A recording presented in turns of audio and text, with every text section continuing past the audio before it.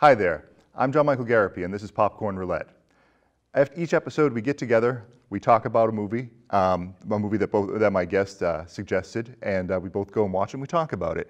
Today, my guest here is Bob Gariepy. He's my dad. Dad, tell them what you do. Well, thank you very much, JM. I appreciate this opportunity to come here and talk about one of my favorite movies, Dr. Zhivago. Yes, yes. It's exciting. What do you do here on Haverhill Public Access? Well, I'm glad that you gave me an opportunity to say that. Every Friday night, been over 20 years, way back in the days of TV 33 when it was that number. And so it's been well over 20 years. Friday nights starting at 7 o'clock, comedy, westerns, mystery, music, adventure, sci-fi, history, music, you name it. We've got it for about 10 hours.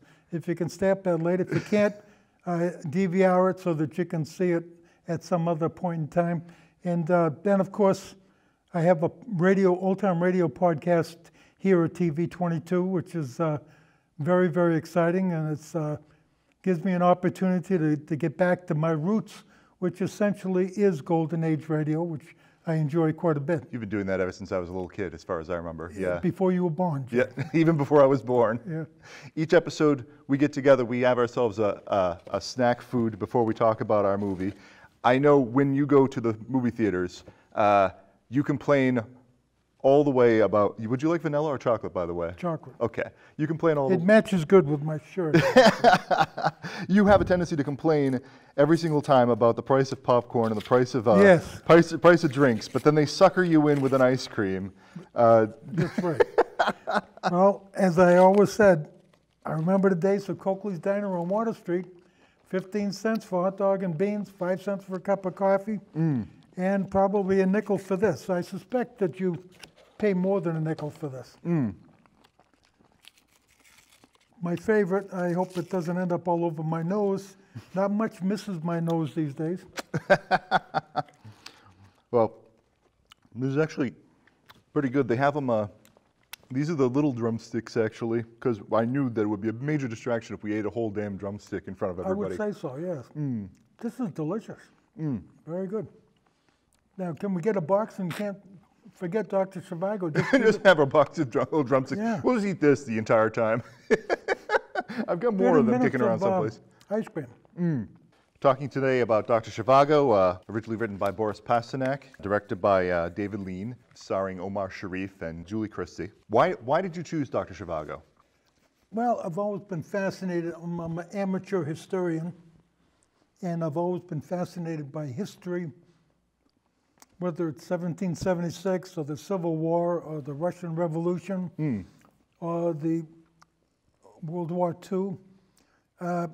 It kind of fulfills my very neurotic, negative attitude toward humanity, but I won't go there because we don't want to ruin the show right All of off a sudden we get into the doldrums, it's like, I think our Homo sapiens are basically a warring sort of people, and that goes through history all the way back to the cavemen, and it doesn't seem like we're ever going to get out of that attitudinal thing or what we're destined to do. And I enjoy history.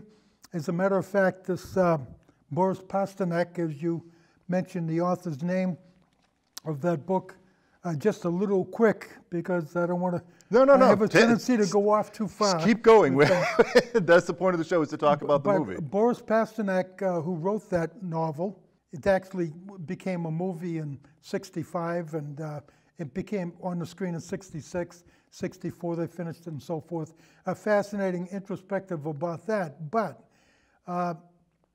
when I was in Russia, I made 3 trips to Russia because I wanted to, as I've done all over Europe, to try to find out some of these compelling questions about, the USSR, or even the concerns of the very fascinating things over in Ireland and so forth, and Italy. But with Russia, visiting the Tsar's palace at St. Petersburg, it engendered a lot of curiosity about Russian history. Not that I didn't have it to begin with, November 17 of 1917, 100 years ago almost, since the Bolshevik Revolution. And these things, when I was in Russia, this was one of the questions that my host asked me when I was with him, visiting some other Russian people, and I had the great opportunity of speaking to large groups of people in Volgograd and in other cities in Russia, talking about American democracy and police management and so forth. But that's another subject for another time. But they did ask me if because they're kind of the realization that most Americans know very little about Russia. Right. And of course, they asked me, did I know any Russians? And I mentioned a few names that they weren't familiar with. Right. Because they're not very These happy are with, American versions of Russians, you know? Well, there are also people that, like Boris Pasternak, Right. I mentioned him, and they weren't that familiar.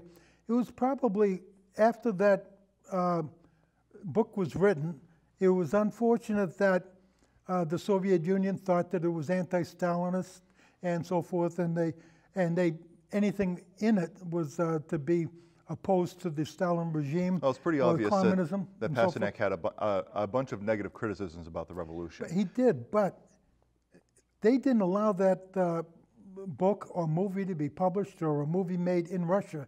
As a matter of fact, all of the movie was made either in Spain or northern areas of Europe. Finland was one area that they used some winter scenes, but you'd be fascinated if we had time to talk about the palace and and their dacha, which is called the summer home they were a very wealthy family, the Gramikos, that adopted Omar Sharif or Dr. Zhivago. This business about being acceptable to the USSR, they would not allow him. Matter of fact, he got the Nobel Prize for Literature. Yeah. And he had had to turn pass it down on it because he was still living in Russia. Because he was still living in Russia, and Yeah. he loved Russia. The book itself. And he was a Jewish Russian. The book itself was actually taken by the CIA and put back into the USSR. Well, he allowed that book to be given and brought to a friend of his, a very long Italian name, which I forgot for the moment. And that person in Italy took the book and printed it in Italy. And eventually, one of these Italian, Carlo Ponti was the producer that wanted to get this into the mainstream and get it produced as a movie. And he wanted to get Sophia Loren in it. But unfortunately, for the David Lean thought Sophia would have a hard time coming out as looking like a virgin in the initial scenes. That's what those were his words. No, those are his words. Those were his words. I'm sorry. I read it too. And he said she's too tall, and he wanted a girl that was. And he come up with Miss Chaplin, who was Charlie Chaplin's daughter, to play the part of Dr. Zhivago's wife. Right. Not the Tonya. Tonya, right? Correct. You've done a good job. I did my research. You did your research, right? And but the casting for the story and some great actors that turned it down. Matter of fact, Omar Sharif, actually, when he was the second man in Lawrence of Arabia movie. Yes. And they wanted to get the main star from Lawrence of Arabia to play it, and he turned it down. But so Omar was, naturally, they were thinking about him, and he read the book as soon as he heard about it, and he was very pleased with the book, and he wanted to get a part. He wanted to play the part as Pasha, the revolutionary fellow, and he wanted to play that part, and but they told him, sorry, you don't get that part, you get the main part. Yeah. So probably the most fascinating thing of this picture is the fact that an Egyptian, Omar Sharif, played the part of a Russian. Of course, Russia is such a big area in the world, a lot of square miles, and it goes all the way from St. Petersburg, and I've traveled the train from St. Petersburg all the way down to Volgograd, formerly Stalingrad, can't use that name anymore, but all the way down across the country by train, and that's the unbelievable story. But so there are people in the in the USSR and Russia that could probably have the appearance of Omar Sharif. Oh yeah, definitely. But for some reason or other, to use his words, they would think of him as this camel-riding Egyptian guy and so forth. And so he wanted to have the appearance of a of a Russian. So he did some very unique things, which I don't want to dwell on too much, but Right. he felt that his eyes were too rounded. They taped back 2 or 3 days at a time and put tape in there to hold his eyes back, and he put on a wig, and he tied down his hair so that he would have a more Russian appearance and so forth. A dramatic look. The really funny thing is that like, despite Omar Sharif's attempt to look as Russian as possible, everybody in the movie has an English accent. So you would That think was one of the criticisms. that's one of the criticisms that keeps Right. popping up. Like that you have a movie full of people with English accents and one man who has an American accent, which we don't register. The person who plays Komarovsky. Right. Yeah. Rod Steiger. Rod Steiger is an American actor, He's but like the in only England, I'm quite American in sure the that picture. must have stuck out like a sore Well, thumb. he's the only American in the picture, strangely enough, and he was the bad guy. Yeah. So it's amazing they take an American and make him the bad guy. Well, if you're filming But a movie in Europe, But he did a great job at being a bad guy. He's played many roles, war movies and different gangster and stuff. Before we go any further, we should explain what the plot of Dr. Zhivago is. We need to explain this in like approximately 3 to 4 sentences. So Well, I would say that the important thing about Dr. Zhivago, it's as indicated by, Boris Pasternak was shocked when the USSR said that this was a put down on the Soviet Union and communism, et cetera, et cetera. Yeah. And they felt very disappointed about that. Boris Pasternak did his best to make this a love story for that reason. Right. He wanted to get away from, David Lean did in particular, wanted to get away from the Lawrence of Arabia sort of a thing and get into a romantic love story as his next big epic. This picture didn't come across in many camps as a love story, but introspective of the Soviet Union and the revolution and the pre-Tsarist days in Russia and so forth. It's too bad because it was a great love story. I won't necessarily concur with what Rod Steiger said. right. I'll quote him. He said that who wouldn't want to be in love with 2 women at the same time? But we'll let that one go, right? The man plays the villain for a reason. Yes. He had a scene that he was with Julie Christie, a beautiful actress who was not that well known when she was picked for this part. And in that scene, they were leaving during when they was having these revolutionary guys, Bolsheviks, that were going to be shot and attacked with swords, etc., by the Kazakhs, which, by the way, in Russia, they made me a Kazakh member. Right. Because I went to the sword riding a horse with the vodka on the end of the sword thing. And, but we'll let that one go because that's an entire 30-minute story right there. There was a show and I had to marry a Kazakh woman. Yeah. And your mother's standing right there next to me, right? And I said, Marry a Cossack woman, yes, yes. Mary, right? And I said the most greatest thing, I had to Go right ahead. The most greatest thing about, it's a whole Kazakh thing of riding a horse and seeing all the stuff that was fascinating. That's the old Kazakh army, which is a great traditional Russian, something at the very Going part of, back to the 19th century, And I yeah. told my translator, Olga, to explain to them, hey, explain this to me, to them in Russian, that there is something far greater than the government of the country of Russia. So she starts getting ballistic. No, you cannot say that. You can. I said, be patient and be understanding, and believe me, this is going to come out well. Everyone's going to like it when I'm done. She did not really believe me. So I says, it's something better. And her father's looking at me like, because he didn't understand English that well. What am I raising my voice to his daughter for? She was with us for 3 months here, as you know. Yeah. So anyway, I'm saying there was something far greater than Russia. There was something more wonderful than even the Kazakh army. Oh, this is blasphemy, you know what I mean? Straight up blasphemy. So she said, I said it, Bob, in Russian. This better be good. So I says, you know what it is? What is better than Russia or the Kazakh army? It's better, the beautiful Russian woman. They are better. Please.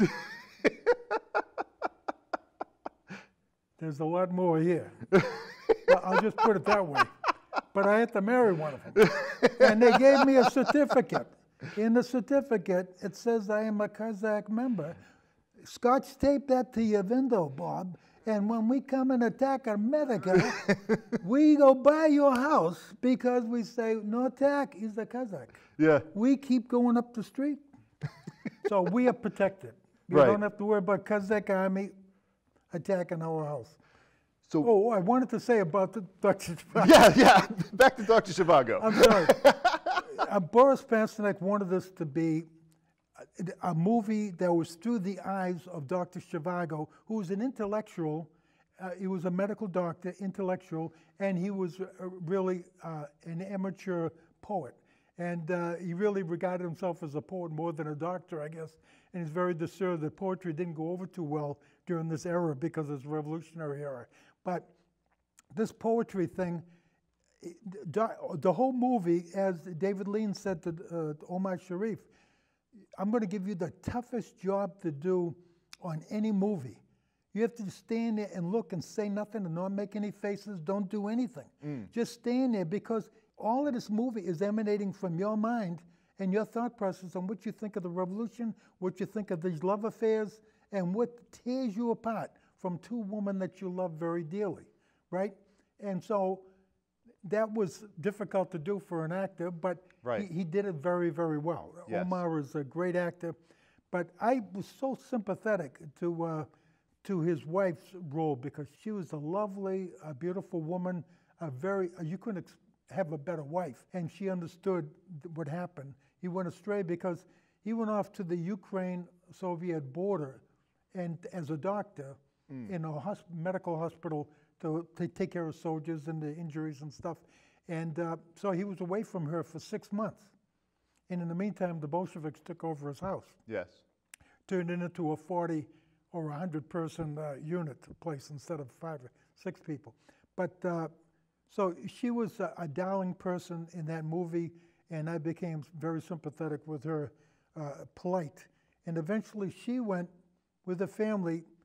It's amazing that I find the most astounding thing about this picture is when he realized his wife is pregnant and they're back at the ice place in the cottage outside, because the Bolsheviks didn't want anyone going into the building. They had it petitioned off and so forth because now it was part of theirs. But he becomes realizing how wrong he is about what he's doing. And he goes and he tells Julie Christie, as much as he loved her, how do you say this to a goddess? Yeah. That I'm never going to see you again. I'm never coming back again. I won't be back here. I'm staying with my family. It's over. And you have to give him the benefit of the doubt. I think he meant it because he loved his family. We'll never know, because tragically he was kidnapped by the Russian army at this point. But he goes and he's on his horse and he's going back to the village, and on the road he got captured by these Bolshevik insurrectionist revolutionary guys, and they kept him for 2 years as a doctor with their mission, insanity mission of trying to kill the whites. You know? I'm telling you, I honestly feel that movies like Gone with the Wind, Dr. Zhivago, and I've been thinking about this for a long time. How do you get up, how do you explain what impact and what does that film mean to you personally, an old word film? Yeah. What does that movie mean to you as personally?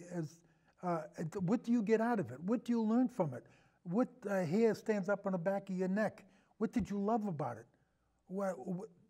But I'm telling you, if you want, the music alone was unbelievable music, and the scenery of the mountains and so forth, and the culture of people. As I told them when I was in Russia, they asked me, what do you think of the corruption on the police and all this other stuff?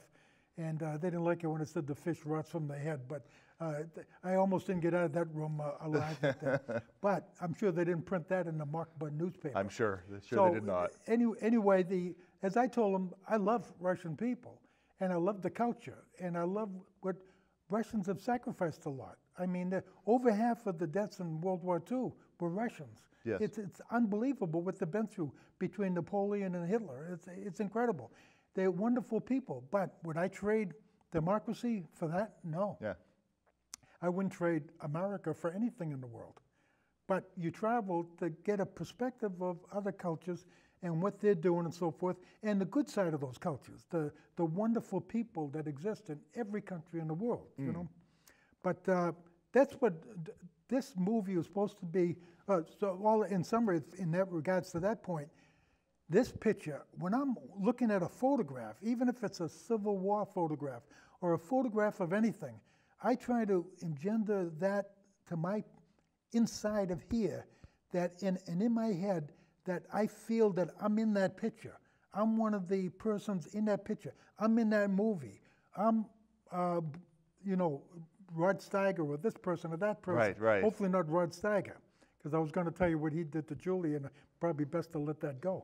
But Rod Steiger, or whether it's Dr. Zhivago or whatever, or all these characters, if you feel that you're in the scene, you're in the movie, when Steinikov is interviewing Dr. Zhivago on his train, and he could have taken his life at any second. Right. And he let him go. And they said, no one leaves that train alive. Yeah. You know what I mean? And Steinikov lets you go. And I feel that I'm right there. I'm in that room with Steinikov and Zhivago. I'm listening to them, and I'm feeling, you can feel the impulse and the excitement of that moment. And it's not only a learning experience, it's an experience of feeling that you're in another era or another time. And as we know, as we talk every weekend morning up to, Panera's, that when we're talking all the time, that's essentially the thing. You have to be able to put yourself outside of your human form and into those characters, and that's the only way you really get to appreciate it. And you get to appreciate not only, a lot of times we don't think of the director of a movie. He's not the important guy, but you listen to all the actors. David Lean was a very important person, but no one ever hears of him. You know what I mean? It's Zhivago, it's this one, it's Julie Christie, this person, that person. Those are the superstars. But there's a lot of people behind the scenes that put things together, and they're very, very important. And all I can say to close that end of it up is I feel I'm inside every scene, and I listen to every breath and every word and every under-breath comment, which is more important than the screaming words. It's what people say a little bit down below the breath. Right. And then if you feel you're there, you really enjoy that picture. Yeah, I've got a negative review, actually. I tend to pull these out as like a counterexample because I'm not going to sit here and tear the movie down. I thought the movie was a great movie. But I thought this might be interesting to react to. This comes from the New York Times in 1965. The critics panned Dr. Zhivago. I read those. Bosley Crowther says, this sad love affair of two people who have come together in their grim Gethsemane is in a dismal town in the Urals after going through the various personal trials in Moscow and elsewhere is the matter upon which Mr. Bolt is the person who wrote the script for this movie, has chosen to settle all the tensions of spiritual conflict and personal tragedy that are packed in the Pasternak novel. And this is the weakness of the film. Mr. Bolt has reduced the vast upheaval of the Russian Revolution to the banalities of a doomed romance. Do you think that that's fair in any sense? Well, there was 3 or 4 critics at the time, and David Lean was distraught. Yes. When he read those criticisms from the newspapers and so forth, and really didn't affect box office sales. No, this is the 8th best-selling movie of all time once you adjust for inflation. Once those criticisms, because sometimes criticisms have a tendency to strengthen you. Yes. And I think where David Lean was so upset, and other people came to him, Omar Sharif came to him, and other people, and Julie said, this is a great blockbuster movie. Don't be dispelled by some critics here or there that really, who knows if they saw the whole thing or they appreciated Russian history or whatever. They're just trying to sell headlines. It seems to be that the same thing happens today. So what they did was they went on a blitzkrieg of public relations and publicity and everything after that. And by the time it got to the movies, Ladder's theme and the music from that, yes, people were humming that theme. Yeah. Da, da, da, da. You know what I mean? Well, it's also like people were like specifically very interested in Soviet Russia. I think one of the biggest problems that a lot of people had was that they were hungry for more information, and this movie did not provide them the information they wanted. This movie just showed them a brief glimpse of what it was like behind the curtain, but then showed them a romance, and they didn't want that. They wanted to see the revolution, and they wanted to see the life after the revolution. In 1965, it happens to be during a period of history when there was an anti-Soviet sentiment. Yes. So this movie also gave those people got a lot an of criticism for saying that this humanized the revolution. They didn't really do enough to destroy the Soviet sphere of what people thought that it was. Right. And so they wanted to be destroyed more even. And romance and life and families is something that's commonplace, or it's something, it goes back to the beginning of time, and it's got nothing to do with politics or anything. It's families and crisis and different things like that. And it was meant to be a romance. It wasn't meant to explain everything. And just very quickly, J.M., yes, I wanted to say that you, as you know, sometimes when I can't sleep at nighttime, with my little pamphlet thing that I have, and I'm reading Russian history, and I was, as much that I've read in the past about that era, I'm shocked at how unbelievably confusing it can be. So many different factions of unions and military, and the Bolsheviks and this group and that group, and they're coming out of the woodwork, including scouts and everything. I mean, the police and the army, the navy, the military, all these different factions, all fighting for a revolution to take over the government. What are you going to do with it once you take it over from the Tsar? So the point is, if Boris Pasternak attempted to try to explain all of that, you'd had a mismatch of total confusion. The Russian history is very complex. Yes, it is. And he wanted to do a romance story. Yes. And he had to throw in the aspects of the revolution through the perspective of Omar, or rather Dr. Zhivago, through his eyes and his sentiment. He was a very sensitive person, being a doctor and a poet, and a lot of things shocked him, and he had to observe them and live those experiences. I'm sure he was to some extent an avatar for Pasternak himself, as he's trying to explain what it's like to try to talk about his inner self during a revolution, which is all about the people. Well, one of the things that's extraordinarily interesting is that Dr. Zhivago, the character of Dr. Zhivago, even though it appeared to be in the movie like he was totally opposed to Bolsheviks and so forth, he knew that the Tsar and a lot of the Russian ways of running that country were unfair to the proletariat of a lot of other people and so forth, and the peasants, and etc. So he really wanted to see a revolution himself. Yeah. But he didn't want to see it done the way it happened. Yeah. It was too violent and so forth. It would have been nice to say, would you step down and we'll take your place, sort of a thing. But with Dr. Zhivago experiencing that, that's where the great contradiction comes in. That even if it wasn't for the fact that Zhivago wanted to have the revolution himself anyway, in his own mind, yes, then there wouldn't have been a contradiction to begin with. Yeah. At the end of the movie, we happen to see that Komarovsky comes, he takes Laura with him, and Zhivago stays at his summer home. There's a mix-up as to how many people can actually be on the carriage, and Komarovsky takes Laura away. But in the end, it seems that Zhivago chooses not to be with Laura in the end. Well, why do you think Zhivago is making that choice? Well, Komarovsky, to begin with, is he probably said something to the driver, make sure there's not enough room. I don't think he wanted him to be on there to begin with.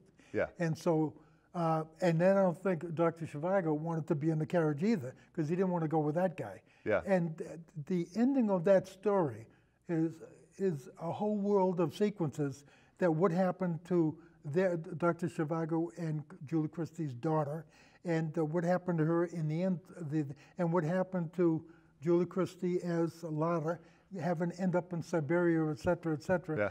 It's what happened to Komarovsky when he was in Russia over to the Siberian border. It's extraordinary. Unfortunately, it'll be a conversation for another time because we're unfortunately out of time. Part two. Part two. At some point in time, come back and talk about this. Dad, you've got to come back at some point, but we'll talk about something besides Dr. Zhivago. We'll talk about Dr. Zhivago at Panera's tomorrow, I'm quite sure. Okay, I'm sure we will. Thank you for joining us. Like I said beforehand, my name is John Michael Gariepy. I have a podcast by the name of Say Hello to Blackjack if you want to check that out. Or we're on YouTube. You can subscribe to this if you enjoyed watching our show. Dad, want to plug your own show one more time? Friday night starts at 7 p.m. right here on Channel 22, the superstation of the Merrimack Valley. And you get an opportunity to comedy, westerns, music, mystery, whatever you enjoy, I'm working very hard. I've only been doing it for 20 years and still haven't learned how to put it together correctly yet. It's an ever-growing process. Yeah. Well, anyways, you have yourself a good day. Take care now.